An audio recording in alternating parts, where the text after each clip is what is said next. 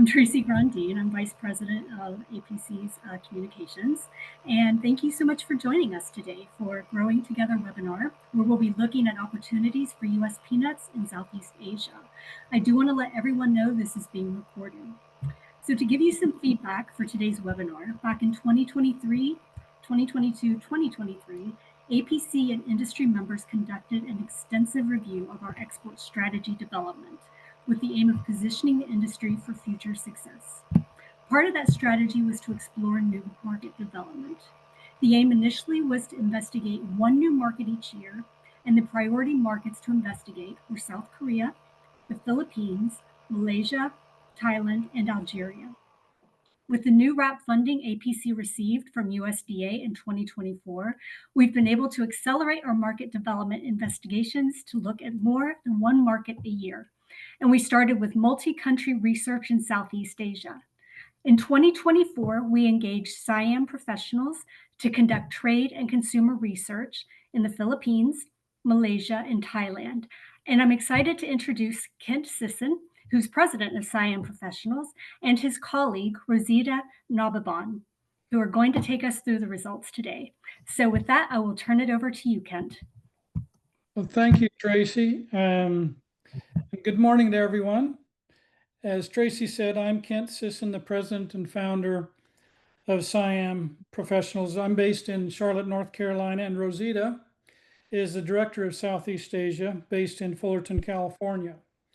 And we're happy to share with you today the research results and recommendations from conducting the market assessments in 3 Southeast Asian countries, Thailand, Malaysia, and the Philippines. Let me move here. So I want to point out that although our job and our mandate from APC was to focus on the 3 target markets identified by the Peanut Council, we decided after analyzing some of the data, it was important to also consider the other 3 largest economies in ASEAN or Southeast Asia to better understand the regional trade and consumption context because of the interconnectivity in peanut product manufacturing and trade between all 6 of those countries in Southeast Asia. So this is the outline of the topics we'll cover in the presentation today, and I think I can get through this in about 40 minutes. But it's quite a bit of information. I'll go through it pretty quickly. So I'm going to pause a couple times for questions and answers, maybe for about 5 minutes, a couple pauses. And then we'll have more time at the end for Q&As and more discussion if people would like. So in addition to Rosita and me, we collaborated with 4 partners that we have worked with in the past. Numbers 10 Research conducted the online consumer survey of 1,000 consumers in each of the 3 countries. We teamed up with in-country partners also who conducted retail audits, store audits, and set up trade interviews in each of the country with about 12 to 15 companies in each of the countries that are involved in importing, processing, distributing, retailing peanuts and peanut products. We also interviewed staff from the Foreign Agricultural Service in each country. Can you all hear me okay? Everything coming in? Okay, good. All right, so those are our team members. On the objectives, there were 2 primary objectives of our research. 1, to assess the market for peanuts, and 2, to make recommendations to APC on how to facilitate greater exports of U.S. peanuts and peanut products to the 3 countries. We gathered and analyzed information on the market situation in each country, taking into consideration all factors influencing peanut product trade and consumption, including macroeconomic and demographic data, information about the food and marketing systems, data on peanut and peanut production, trade, consumption, competition, prices, tariffs, constraints and opportunities for increased U.S. exports. So based on our analysis, we then developed conclusions and made recommendations. We identified the best country opportunities. We ranked the countries. We identified the best companies to potentially collaborate with in terms of facilitating trade contacts and conducting market promotion activities. and we recommended market entry strategies and activities. So this slide really just shows the methodology that we used. It summarizes that we followed what we followed and identifies the partner responsibilities in conducting the assessments and making our recommendations.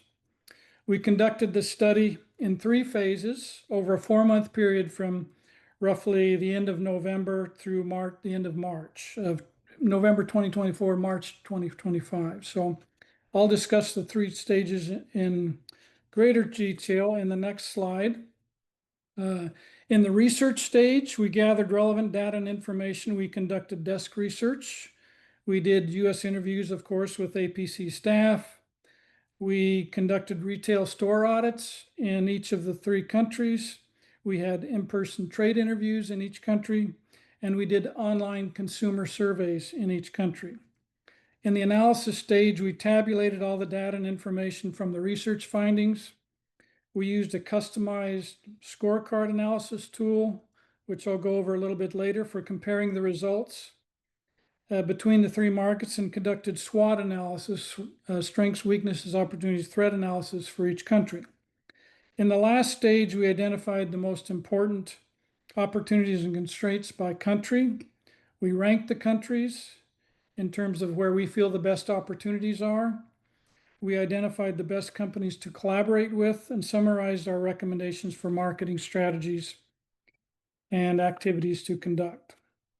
So now I'm going to go over the research findings. In presenting these, I want to spend a fair amount of time sharing trade data and graphs. And I'll go through this relatively quickly, but this will give you some context on where the 3 target countries fit relative to each other, but also relative to total US peanut exports to the world and to Southeast Asia.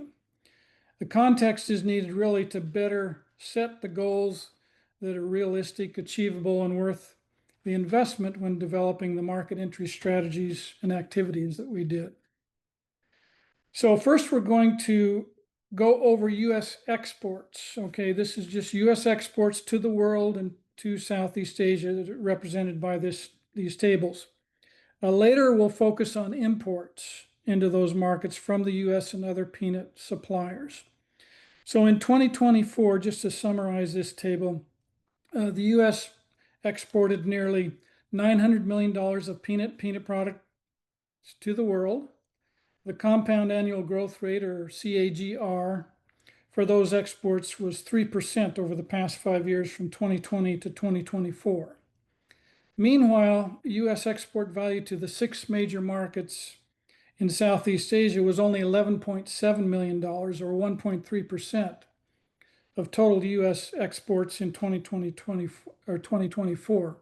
So a very small percentage of total world US exports. And the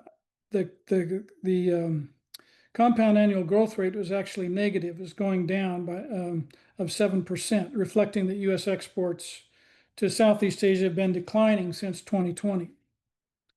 This data includes all peanut categories, including seeds, which is very small, shelled, in-shell, oil, prepared and preserved peanut products, including peanut butter. For the 3 countries specifically targeted under this study, those are the ones highlighted in yellow in the tables, the value of US exports has been declining. In 2024, US exports were 5.3 million, 1.7 million, and 0.7 million to the Philippines, Malaysia, and Thailand, respectively. The corresponding compound annual growth rates were -1, -5, and -2% in value terms. So this slide and the next 2 slides reflect the same data that was shown in the table previously, but in graphic terms. This shows that while US peanut exports to the world have been trending upward over the past 5 years in value terms, they've been declining in terms of volume.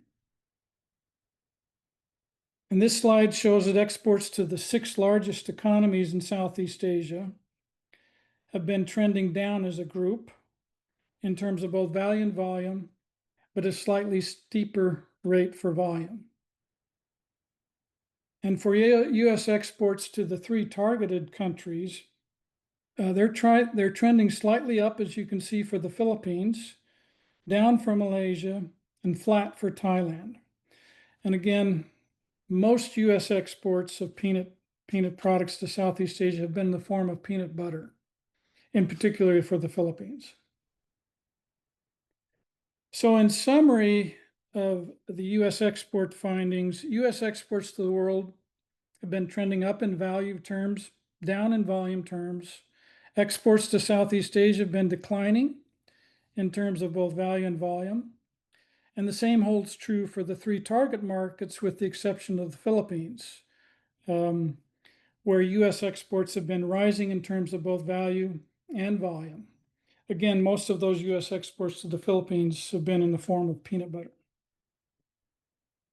So now we're going to look at peanut imports from the perspective of Southeast Asia and the three targeted markets. Obviously, the U.S. export data doesn't tell us anything about competition. So in the next 5 slides, we're going to cover imports into Southeast Asia and the three markets by country of origin. Furthermore, we've broken out imports of shelled peanuts from the total, because shelled peanuts account for the majority of the value and volume of all peanut categories imported into Southeast Asia from the world. In this first slide, you can see world imports into the Southeast Asia region have been trending upward since 2020, indicating growing demand that cannot be met by the somewhat limited local production, with a compound annual growth rate of 3%. And the vast majority of these imports, about 85–90% of the imports into Southeast Asia, are in the form of shelled peanuts, supplied primarily by China and India. And they are used locally in each of the countries mainly by local food snack manufacturers produce peanut butter and snacks, both for local consumption and for export throughout the region. We'll talk more about the competition from China and India a little bit later. The U.S. share of the market is less than 1%, and clearly imports from the U.S. are trending down, with negative compound annual growth rates of -9% and -45% for all peanut products and shelled products, respectively. For the Philippines, the Philippines is the only country where imports are trending upward for all peanut products and shelled peanuts from the world, as well as all peanut products sourced from the U.S. There were no shelled peanut imports from the U.S. Again, most imports from the U.S. were in the form of peanut butter. Malaysia imports the most peanut products from the world of the three countries, reaching a high of over 123 million in 2022, with a compound annual growth rate of 4% over the past 5 years. However, its imports of shelled peanuts from the world are declining, as are its total peanuts imports from the United States. Crude peanut oil accounts for most of Malaysia's imports from the U.S., followed by peanut butter. Malaysia imports more peanut oil than any of the other three targeted countries. On average, Thailand has been the second largest peanut importer from the world in value terms compared to the other two markets, but its imports from the U.S. have been the least among the three markets. Furthermore, its imports of all peanut products and shelled products have been trending down, as have imports from the U.S. Most of Thailand's U.S. imports are in the form of peanut butter, followed by refined peanut oil. So in summary, total peanut product imports into Southeast Asia have been rising in value terms, as have imports of shelled peanuts. However, the U.S. has less than a 1% share of the market, and the value has been trending down over the past 5 years. For the three target markets, the story is about the same. The U.S. market share is very small in each market. U.S. market share is the highest in the Philippines at about 5%. And it's the only market where imports from the U.S. have been rising in value. Furthermore, world shelled peanuts dominate imports into all three markets, but imports of U.S. shelled peanuts are virtually nil. Peanut butter is the dominant U.S. peanut product imported into the Philippines and Thailand. Peanut oil is the primary product imported into Malaysia from the U.S. So that's the end of the trade data information. Before we cover the results of the trade and consumer surveys and import prices and tariffs, I want to go ahead and pause for a few minutes and ask if you have any questions or comments on the trade data and those findings. So if you have any questions, go ahead and speak up and I'll try to answer them. Take about 5 minutes and then we'll move on. And this is Floyd Mills. Whenever you are referring to shelled and all, are those are shelled a subset of all, or are those two separate categories? Yeah, shelled are a subset. Our subset. Okay, thank you.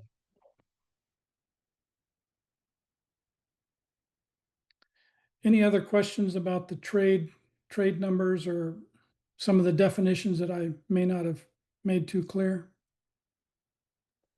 And Kent, I just would also like, can you just confirm that for the data you pulled, you included peanut oil in addition to edible peanuts? Because I know sometimes the industry only looks at edible peanut products. No, we did. Some of this data, yes, includes oil. Thank you. Yeah. When we use the general all-encompassing all products, it included oil. And in fact, it even included peanut seed, which of course was a pretty small amount, but that was in there. Okay. If there are no more questions on the trade data, we'll move on to the findings from the trade surveys and the consumer surveys that were conducted in each country. As I noted earlier, we interviewed between 9 to 15 companies involved in importing, distributing, manufacturing, retailing peanut and peanut products in each country.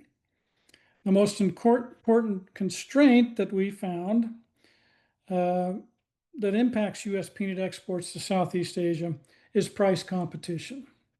Importers and others told us that in most years, the U.S. landed price for shelled peanuts in the region is higher than the prices for Chinese and Indian peanuts. This is because the U.S. FOB prices are generally higher than FOB prices in China and India. And I might add there, they didn't give us or tell us what U.S. prices they were quoting, and we didn't ask on the U.S. side what the U.S. prices were, but we did get some prices, which I'll go over a little bit later, of what they're being landed in from India and China in these countries. Also, a constraint is, Chinese peanuts are imported duty-free into ASEAN countries because of the free trade agreement between ASEAN and China, while import duties must be paid on U.S. imports. And due to the proximity of China and India, freight rates from those countries are obviously less than from the U.S. And likewise, the shipping and delivery time from the U.S. is also longer than from China or India. On the positive side, U.S. peanut butter represents the best opportunity, in our opinion, for the U.S. at this time. U.S. brands are available in modern supermarkets and hypermarkets in all 3 countries, and the prices are generally competitive. Skippy brand peanut butter is imported from both China and U.S. I want to point that out. So that's basically the main takeaways from the trade surveys. The next slide shows some of the anecdotal prices and other information that we learned from our interviews, and also import tariffs by peanut product categories for each of the target markets. So on prices, the table on the left, the import prices, these are what anecdotally some of the people that we met with gave us. They didn't tell us where they were quoting these or from where they came, but these surveys were conducted in January of this past year, so that'll give you at least a little bit of a time frame. As you can see, with the exception of one price from Argentina, all the other prices are for Chinese and India peanuts. Only one of the importers we interviewed said they can handle and do handle 1 metric ton totes.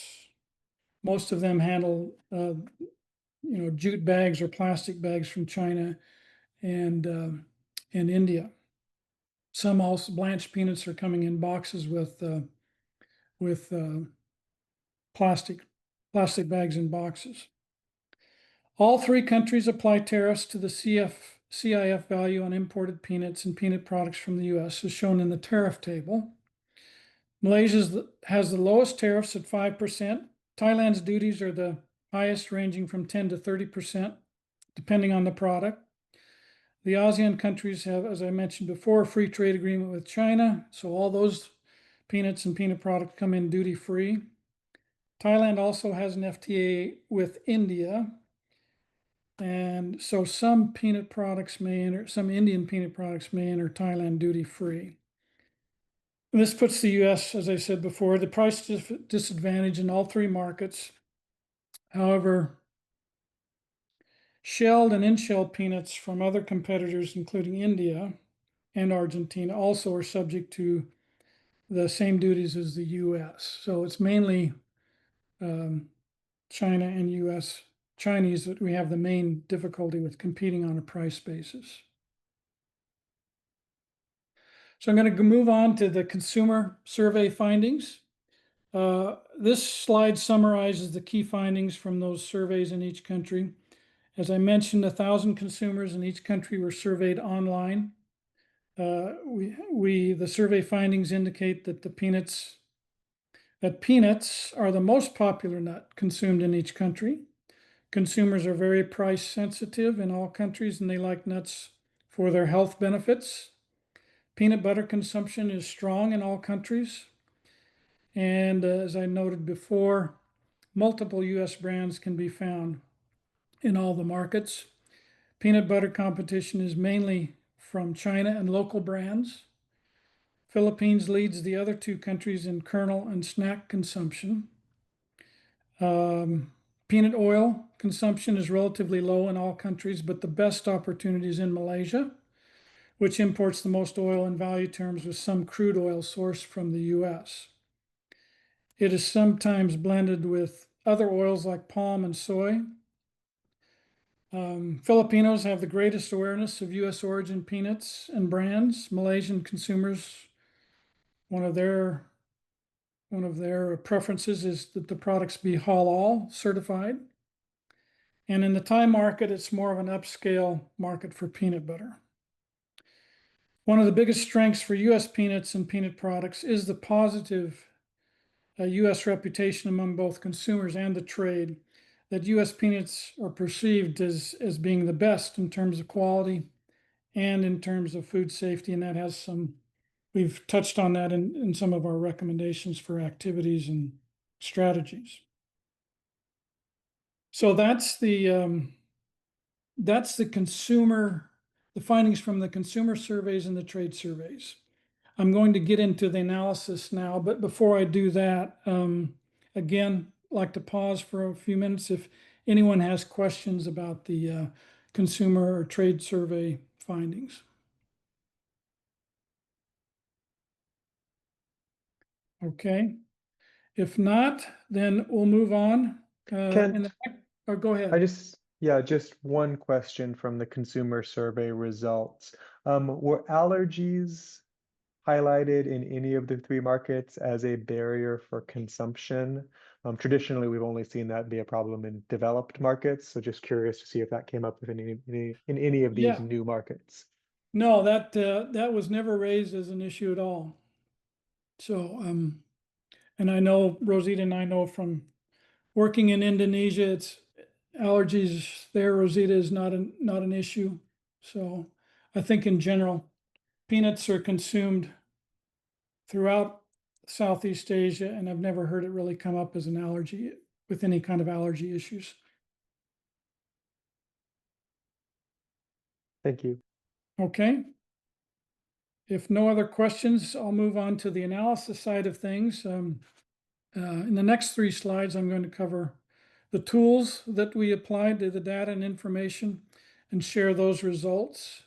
This is a very busy table here with lots of numbers, and I'm not going to go through these in any great detail. In the end, if people want to go through this or ask some questions about that, that's fine.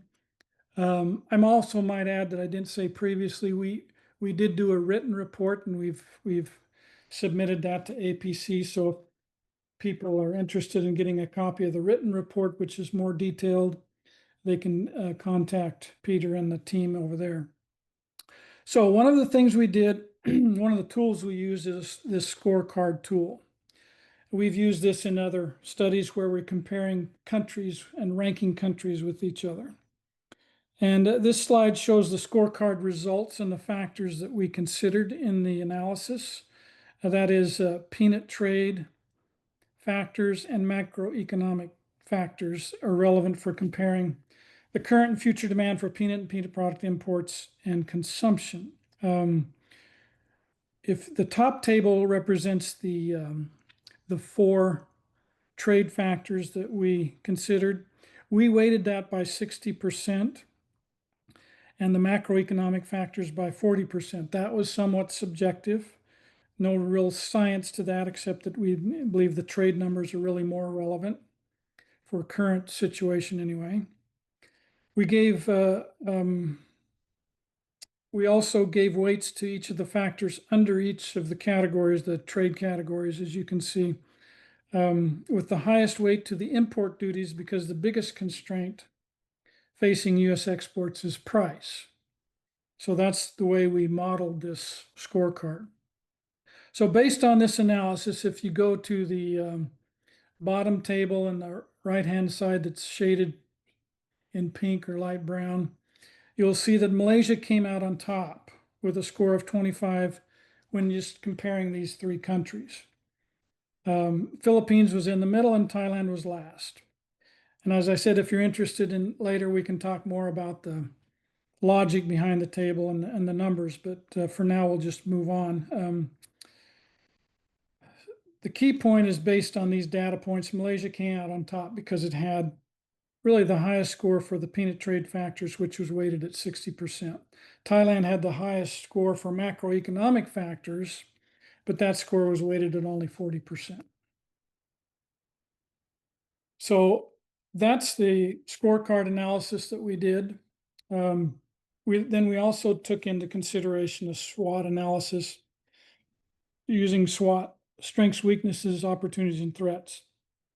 This is more subjective than the scorecard analysis, which uses hard numbers, but we did this for each country and then compared the results between the countries. And the strengths and weaknesses are shown on this slide. The opportunities and threats are shown on the next slide. Some of the key strengths here for the U.S. is its supply of sustainable peanuts, high quality, lack of foreign material, aflatoxin, high food safety standards, strong brand image, technology, positive cultural historical connection with the U.S. among consumers in the Philippines, and there is at least one importer or in the Philippines who can handle metric ton totes. On the harmful side, the CF price, again, the biggest thing, competition with India and China, shipping and delivery times, freight rates, et cetera. Those are all high in Southeast or when importing from the U.S. compared to the main competitors, which are China and India. On the opportunities and threats, again, I'm not going to go through all of these, but Southeast Asia in general and these countries are growing economies, rising per capita incomes, medium to large populations, good growth in population for the Philippines. Thailand, I think the population is actually declining a little bit. Very little domestic peanut production in these 3 countries. Indonesia is a different matter. There's more production there. Inconsistent quality of imported Indian peanuts. Those are some of the opportunities. Threats for the future, low income in the Philippines, small population in Malaysia, flat to declining population, Thailand, etc. Again, And then Skippy peanut butter is produced in and imported from China and the US. So that's just a quick summary of the SWOT analysis. I'm going to go on now with move into our recommendations, our rankings, our best prospects. And I'm going to share that information with you. And best prospects for companies to collaborate with and potentially negotiating trade deals and for conducting market activities. And lastly, I'll discuss our recommended market development promotional strategies and activities for consideration by APC and your members. So this table kind of is a summary of what we used, of the information we used in ranking the countries. Okay. And so in our opinion, we believe Malaysia offers the best opportunity among the 3 countries for expanding US peanut product exports to Southeast Asia. The above table shows where each country ranked according to various factors that we've already gone over most of those. The green, yellow, and pink shaded cells indicate the first, second, and third ranking, respectively, for each factor. So, for example, Malaysia ranked first in 6 categories.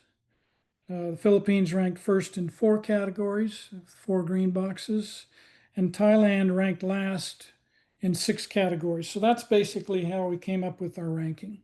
We can talk about that later if you like as well. So why is Malaysia at the top of the list? Well, these are really the key points here that made us pick Malaysia. Price competition is the biggest constraint facing U.S. exports. Malaysia has the lowest peanut product import duties. The headquarters of one of the largest, if not the largest, manufacturer distributors of peanut, nut, and snack food is based in Malaysia. Malaysia is the largest importer of peanut products from the world in value terms among the 3 countries. Malaysia is the largest importer of peanut oil, and it produces halal certified products that are preferred by Muslim consumers. And as I said before, a lot of these products are shipped around the Southeast Asia, where there are a lot of Muslim consumers, not only in Malaysia, but also even more so in Indonesia and some of the other countries. We rank the Philippines a close second to Malaysia. It imports the most peanut products from the U.S. in value terms, and its imports of all peanut products and shelled peanuts from the world are trending up. It was the only, and it's mainly peanut butter, are trending up. We rank Thailand at the bottom of the list, although its average annual import value of all peanuts from the world ranks second behind Malaysia. It's the only country of the 3 where world imports of all peanut products and shelled peanuts are both trending down. Furthermore, it imports the lowest value of U.S. peanut products, which are also trending down. Lastly, it has the highest import tariffs of all 3 countries. So I think it was kind of easy to put Thailand at the bottom, Malaysia and Philippines, a little bit of more close competition there as to which might be the best market. We can come back and discuss the rankings later if you like, but I want to make sure we get to the rest of these slides. So now in these next 4 slides, I've identified the best prospects for potential trade and market development collaboration by product category. This first slide shows the best prospects for shelled and in-shell peanuts.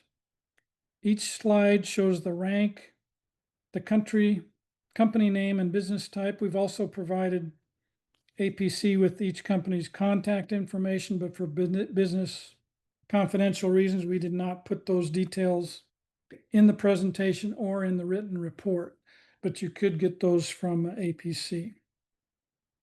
Most peanuts are imported as shelled peanuts, as I mentioned before. These account for about 85 to 90% of all peanut products imported into Southeast Asia. Malaysia and Thailand are the largest buyers in terms of value, while China and India are the 2 primary suppliers. Malaysia and Thailand import the most in-shell peanuts. In-shell peanut imports are generally relatively small. In Southeast Asia, I think Vietnam is the largest in-shell importer, And I think one of the reasons for that is some of those may be re-exported up to China. For this slide, I also want to point out that Tong Garden, which is the first one there, JBC is the second one on the list in the Philippines, and Heritage Snacks are the three largest snack food producers among the three countries, and they all export their finished products throughout Southeast Asia and other Asian markets. And Tong Garden also has manufacturing facilities in Thailand. India, China is considering other locations, including North America. Heritage in Thailand also manufactures almond products under licenses with at least 2 U.S. almond brands and exports those products around the region. This is important for you to note just because when we get into our market development recommendations. So that's for shelled and in-shelled peanuts. Next slide is best prospects for peanut butter and other finished products. These are the top prospects in each country. Peanut butter is, as I said before, second largest peanut product category imported into Malaysia and the Philippines. U.S. peanut butter brands are well established in all Southeast Asian markets. Skippy and Jif are the most popular brands recognized and preferred by consumers. And Skippy is imported, as I said before, from both China and the U.S. Jif is imported from the U.S. Unfortunately, we were not able to secure any meetings with peanut oil importers or refiners. Malaysia is the largest peanut oil importer among the three countries. Most of it's crude peanut oil, which is presumably refined in the country and then sold at retail, either as pure peanut oil or blended with palm and other cooking oils such as sesame and soy. Popular brands are sold in both Malaysia and Singapore in a number of different size containers up to 2 liters. I learned from my visits to the stores in all the countries and in Singapore, plus from the company websites, that these are the 2 of the largest manufacturers of cooking oil in Malaysia. We met with one importer distributor of peanut paste in the Philippines. He currently buys from China, but is interested in considering other suppliers, especially if they supply peanut paste fortified with added vitamins. There's some retailers and wholesalers of peanut powder, peanut flour and meal, especially in Malaysia and Thailand, but they buy from local suppliers. We didn't feel that or find that there's much potential for U.S. exports or exports of those products from the U.S. So those are our best prospects findings. Now I'd like to wrap up the presentation with the next 3 slides, share our recommendations for APC and you to consider in conducting both market development and promotional strategies and activities, but also for contacting potential buyers in the region. In making these recommendations, we considered the trade data and information, the key constraints and opportunities, consumer trends and preferences, with a few examples shown here on this slide. And in the next 2 slides, we'll break out our recommendations into short-term and long-term strategies and activities. So in the short term, we recommend focusing on peanut butter and some roasted peanut products. And we believe the Philippines has the best potential for success in the short term. The already U.S. brands and products are already well established in all 3 markets.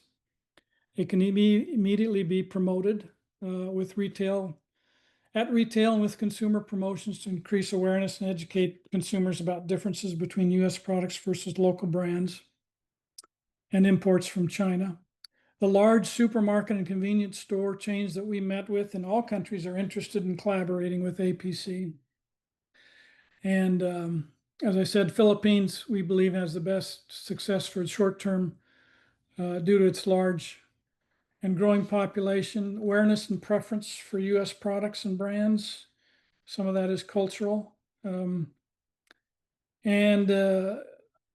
relatively low per capita consumption compared to Malaysia and Thailand, so there is room for more growth. On the activity side of things, if you decide to go in there and do some work, we figure that probably makes some sense to do some focus groups with consumers, and maybe try to position U.S. peanuts as a premium product, and see how they would do that, how you would best focus or target consumers with premium products that would be maybe cost a little bit more. We recommend collaborating with the top supermarket and convenience stores. As we said, they're all interested. FAS offices, and in each of these countries, they do promotions. You can collaborate with them. And also, if potential collaboration with hotels, restaurants for incorporating U.S. peanuts into some of the products that they manufacture. In the long term, since most of these countries, the main product they import is shelled peanuts, and we're not really price competitive with China and India at this point. And so we feel that maybe a good long-term strategy would be to convince them to try some trial shipments of kernels to use in existing or potential new product lines by some of those large snack food manufacturers. We believe Malaysia has the best potential for success, given that their import duty is the lowest of the 3 markets. However, keep in mind that this study was completed before the new trade deals were announced by the U.S. with Vietnam and Indonesia. So presumably those countries also have large snack food manufacturers presumably with the new trade deals, there will be no import duties on peanuts and peanut products, but we don't know the details of that yet. In that regard, APC has decided to update its Indonesia market assessment, and that research should be completed by the end of the year. So they'll be looking at Indonesia as well. Lastly, if APC decides to initiate 1 or more market development programs in the region, we recommend consider contracting with, as I said before, local market development. I'm sorry, I didn't mention this before. One of the things you might want to consider is contracting with local market development organizations. In each country, there are 1 or more organizations that currently represent other market development cooperators in all of those regions, in all of those countries. So again, on the strategy, consider collaborating with 1 or more of the largest snack food manufacturers. There's a quality samples program that could be tapped into, where you send samples, where the U.S. government subsidizes the sales of or the gift of samples to countries where they would or to companies that would then process them, and that helps get some market entry and to try some U.S. kernels, for example. There's also an opportunity there to combine perhaps strategies, activities with other cooperators that are currently working in the region, like, for example, raisins or other snack foods. And again, Malaysia, we believe, is the best potential for success. Activities could include, working with the major snack food manufacturers, educating importers on handling 1 metric ton tote bags, since there was only one that said they currently handle those. And of course, participating in booth in 1 or more trade shows in Southeast Asia over the next year or 2, just to introduce buyers and sellers. And same thing with buyers' missions coming to the U.S. So there's where we think there are some opportunities and our suggestions and recommendations. So with that, we don't have any more information to share with you at this point. So I think we can, Peter and everyone, we can open it up for questions or go back to any of these things to clarify what I went over. Does anyone have any questions for Kent?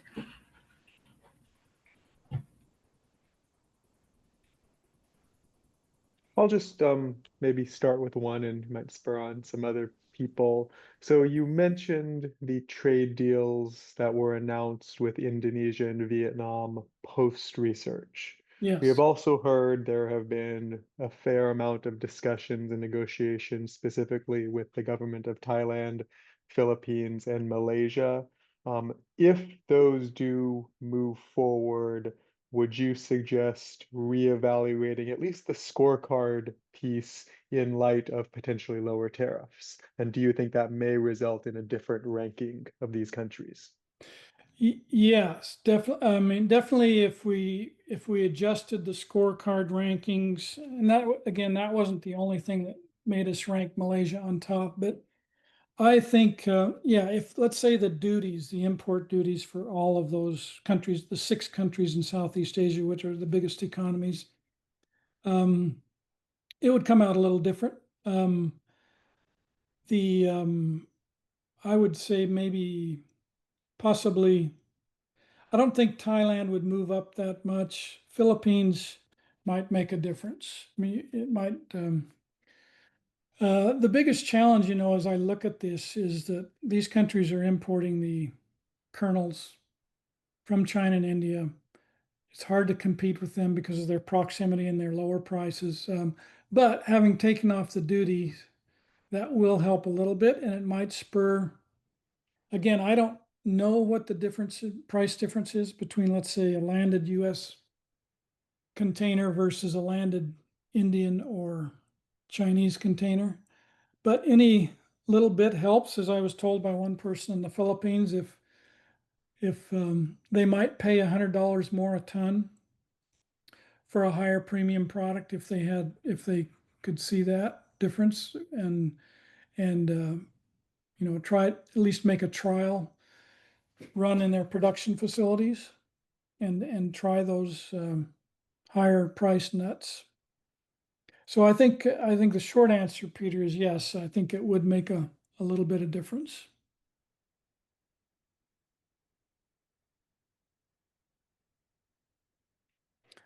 I think in particularly Philippines and Malaysia would be pretty close. And if you're just looking at these 3 countries. Thank you. And we have taken a preliminary look at Indonesia. According to the data or the tariff duties that I saw there, they're only about 5%, which would be the same as Malaysia. So it'll be interesting to see when the Indonesian study is done where it comes out between these 4 countries.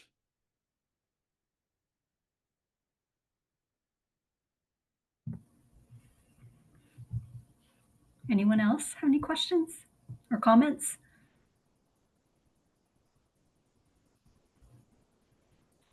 Okay, with that, thank you so much, Kent. We really appreciate your time today. And we do have a recording of this if anyone does want to request it. I see several in the chat box, folks that had to jump off. So just let me know. Again, this is not to be shared with anyone. If you do receive a recording, this is for APC domestic members only as a benefit. And thank you again. So everyone have a good rest of your day. And thank you, Ken, so much. Thank you. Thank you all. Appreciate it. It was very good and very easy to work with all of you. We really appreciate it. And I know Rosita feels the same way. So good luck. Yeah. Thank you.